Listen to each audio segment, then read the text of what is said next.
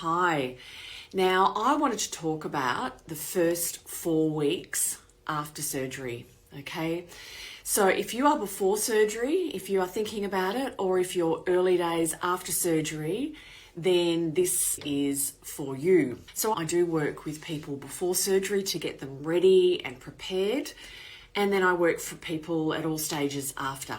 Okay, and as if you've had surgery, how it feels before surgery, not really knowing what's going to come after, what it's going to be like, how are you going to manage? Is it going to be like you experience your friend had, or are you going to have a different experience? And people express to me very much fears about doing something wrong, and I think it's really good to share some very clear information about the early days after your surgery. So beautiful. I share with my clients when I'm working with them before surgery and in the early days. So, and I'm looking down a little bit, guys, because I made some notes because I can't remember everything nowadays. But so I've got 3 points to talk about. My first one is I like to explain to people, even before, even if they're straight after, the reasons why we have the stages from fluid, and often it's the clear fluid to full fluids to pureed through to soft, is because the goal after your surgery is to get fluid in first and then start getting more nutrition in, including protein, in a way that doesn't aggravate your new tummy. Because your new little tummy or pouch or whatever you're having, you've had surgery. So we want to get the first goal for all those stages after surgery is to first get fluid in, and I'll be talking about that, and then move on to nutrition to do it lovely and gently. And that is why we have all those stages, okay?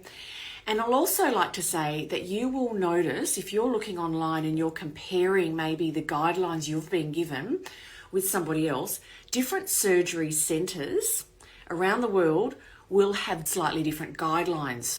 So what that means is that one surgery centre might say be on clear fluids for 3 days and then you move on to full fluids, and by the end of a week you're starting puree. Another centre will have a full week of clear fluids and it'll be a lot slower and through. So even if I take on a new client that's really in the before or from surgery date, I'll always follow what their surgery centre recommends. My personal guidelines, if people come to me, learning how to be kind to your tummy, beautiful. If people come to me with no real clear guidelines or very limited, I have my own guidelines, and mine tend to be a little bit more conservative, and I'll talk to you what I mean about that. Point number 2, and it links to what I was just saying, are guidelines. And what I mean by that is some people read the guidelines that they read and think they have to follow it to the letter, meaning that timing that you move from clear fluids to full fluids to pureed.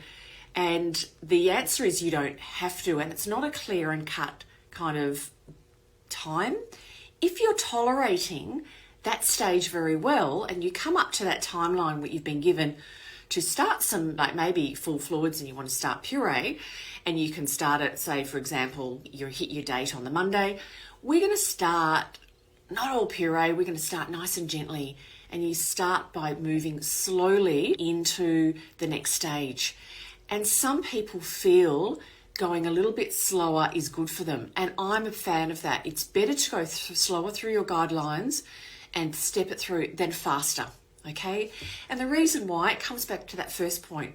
We are wanting to get fluid in and then move on to foods and nutrition and protein in, but in a way that doesn't aggravate your tummy. Your tummy's healing, it's extra sensitive. You aggravate it, you can be vomiting, you cannot hold anything down, and you can end up back up in hospital, and because you could be dehydrated.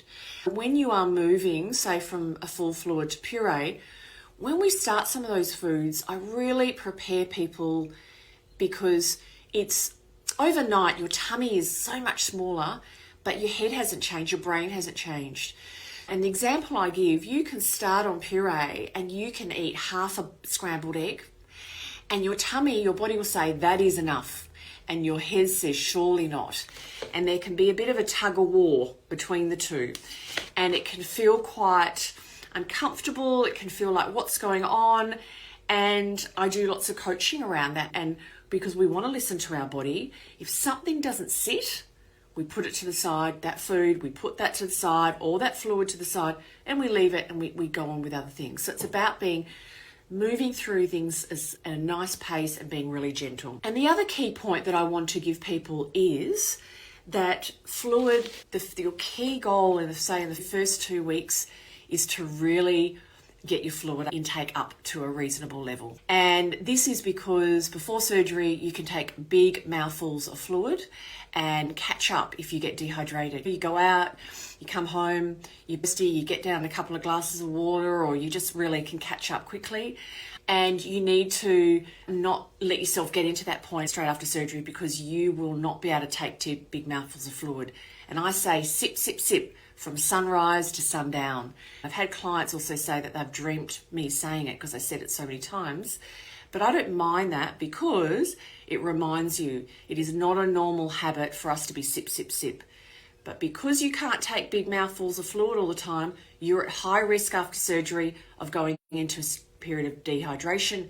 You feel crummy, you can't take anything in, you go back into hospital for a drip. Okay?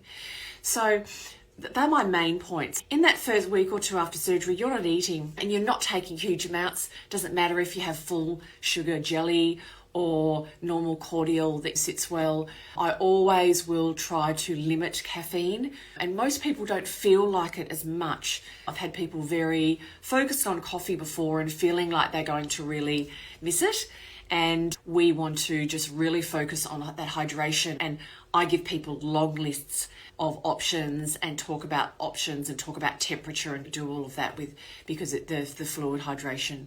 I know people are very worried. People have know somebody that have had maybe a bad experience, or they know somebody that's had a wonderful experience. Everyone's experience is different, but just knowing why the stages are like they are. And if in doubt, you go a little slower through those stages. You don't have to push yourself if your guidelines say today you start this. Electrolyte drinks are wonderful and they can be great. Cold things for a lot of people sit better in those early days after surgery. Some people say warm and some people say room temperature. You play with different temperatures. The electrolyte, or in Australia we have like hydrolyte icy poles, they can be a lifesaver. Just normal icy poles. It is really, and that's another thing that I do encourage people to do, is in that first 2, 3, 4 weeks, we are pen and paper and we are estimating, and for everyone this is in the first 4 weeks after surgery, we are just jotting down little bits of how much fluid we're having. 50 mils here, had an icy pole there. So at the end of the day, you can track your fluid because we want it to be building up over time, over those weeks, to a reasonable level. And a reasonable level for me is around 1,500 mils. That's in mils. Can we go further than that later? Yes, but if we get to around that 1,500 mils, we're going to be okay. We're not going to be massively dehydrated. When people get enough fluid in those early days, they feel better. And if you need to talk to your surgeon about maybe some medication, beautiful, 1,500 mils, yep. From a nausea point of view, then that can be a good thing as well. So just to recap, first 4 weeks, the key goal really initially is fluid intake. If in doubt, you go through your stages slower, and just know when you get enough fluid, you're going to feel better, but the guidelines are set up to help your tummy heal without being aggravated. And that's why when you go onto food, it's puree. It's like baby food. There's nothing rough that can go against your little tummy. Know that everyone's experience in those early days after surgery is different, and it's about, I work with people to support them through their challenges and to let them know what's normal and when you need to go and get some extra advice, when you need to go and visit your doctor or you should go back to your surgeon. Because part of that early days is just feeling like everything's okay and just knowing that everything's okay. If you would like to know more about my coaching and more about the support I give, just send me a DM. Thank you so much, everyone. That is wonderful. I've really enjoyed this chat. I knew the topic's not for everyone, but as you're asking me questions and I'm happy to answer them. So thank you.